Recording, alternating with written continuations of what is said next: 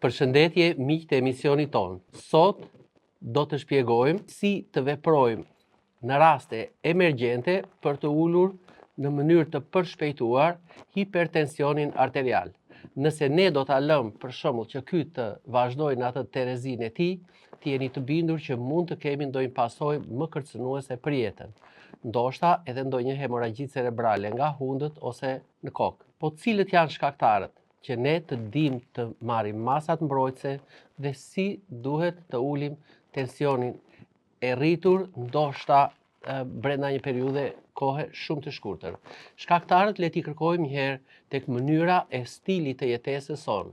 Për shembull, nëse ne konsumojmë një ushqim me krip të tepërt, nëse ne bëjmë një aktivitet të ulët fizik, nëse neve kemi një mbi pesh, një obezitet, nëse ne konsumojmë produkte që kanë kafeinë, kryesisht pijet energjike ose edhe kafe, nëse ne konsumojmë një produkt me sasi të tepruar të alkoolit, nëse mbajmë një dietë të varfër pa kalium, pa magnez edhe me pak fibra, nëse jemi të stresuar ose jo, nëse kemi një pagjumësi që hera herës mund të ngacmojë dhe sistemin simpatik dhe hormonet e kortizolit, që të gjitha këto bëhen shkaktar për një rritje të hipertensionit të menjëhershëm.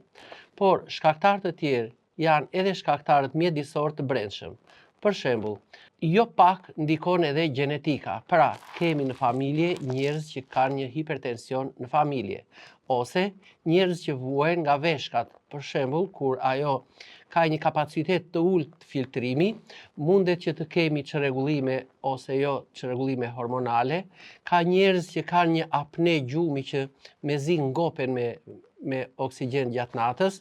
Ka njerëz që kanë një diabet të lartë dhe trupi i tyre nga njëherë është edhe, si thuash, rezistent ndaj insulinës ose kolesteroli i lartë. Por, jo pak njerëz marrin edhe medikamente që dashur pa dashur, përdorimi i kontraceptivëve oral mund të bëhet shkas për një rritje të hipertensionit, ibuprofeni, steroidet dhe njëkohësisht shumë e çrregullojnë tensionin drogat stimulante si kokaine, amfetamina e të tjera.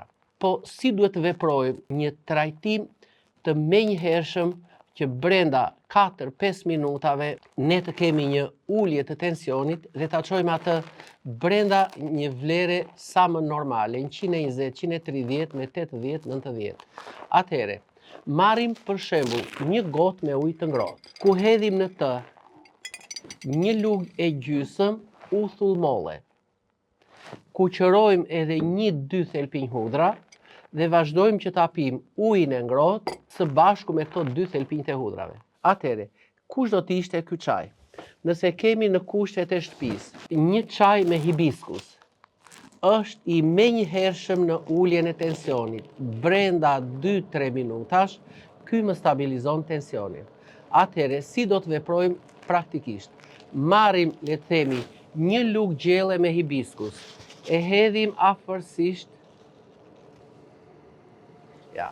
një lugë gjelle me hibiskus.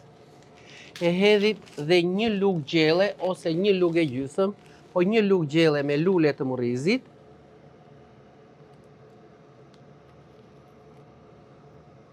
Dhe vazhdojmë që t'i lëmë të marrin një valë afërsisht 1 deri në 2 minuta.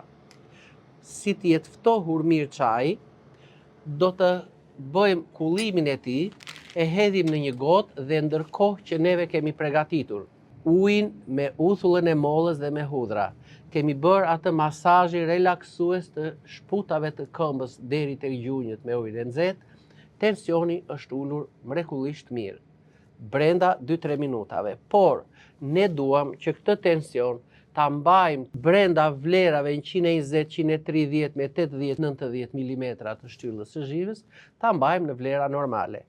Atëherë, mbajtja dhe përdorimi i 1 deri në 2 gota çaj, pra, përdorimi 1 deri në 2 gota çaj në ditë, me këtë çaj që neve përgatitim në kushte shtëpie, do të vini re që kjo do të më mbaj tensionin në vlera sa më normale.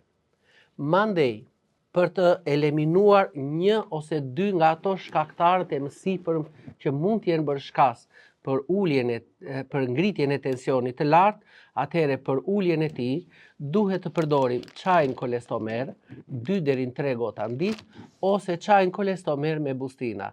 Edhe kjo është e mrekullueshme, pasi neve këtë mund ta marrim edhe në punë, duke futur në enë, për shembull, në një enë gjysmë litërshe, 1 ose 2 bustina nga kjo, dhe çajin mund ta pim edhe në zyrë atje ose në punë atje ku jemi gjatë ditës. Përdorimi i çajit, marrja e masave që të kufizohen ato produkte që janë me tepri dhe më rrisin këtë tensionin arterial, do të vëmë re që tensioni brenda një periudhe kohe, 2-3 ditore, gjen një stabilitet të tij, të padiskutuar. Atëherë, si do të vazhdoj mëtej? Çaji me hibiskus, që siç e shikoni, e ngjyrosi mrekullisht mirë këtë. Duhet nëse do të pihet, le të jetë vetëm 1 gotë në ditë dhe kryesisht pasdite. Mirë është që pasi pihet çaj me hibiskus, mundet që të bëjmë një shplarje të gojës, pasi duke qenë që të dyja këto pasurohen me acide organike, të mbrojmë dhëmbët mos të na dëmtojë, mos na i gryre atë smaltin e dhëmbëve. Uthullën e mollës, në vazhdimsi, ne mund ta hedhim në gjell 1 ose 1 lugë gjysmë gjatë ditës, ndërsa çajin kolestomer, i cili më forcon muskulaturën e zemrës, më pastron arteriet dhe venat nga pllakzat arteroskleratike dhe që ju jep elasticitet arterieve dhe venave, mund ta përdorim për një periudhë kohore rreth 45 ditë.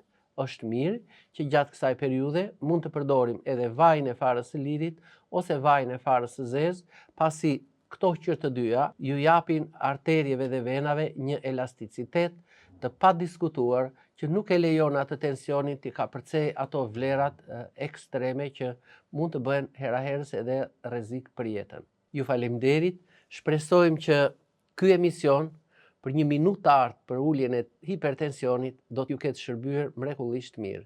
Ju faleminderit.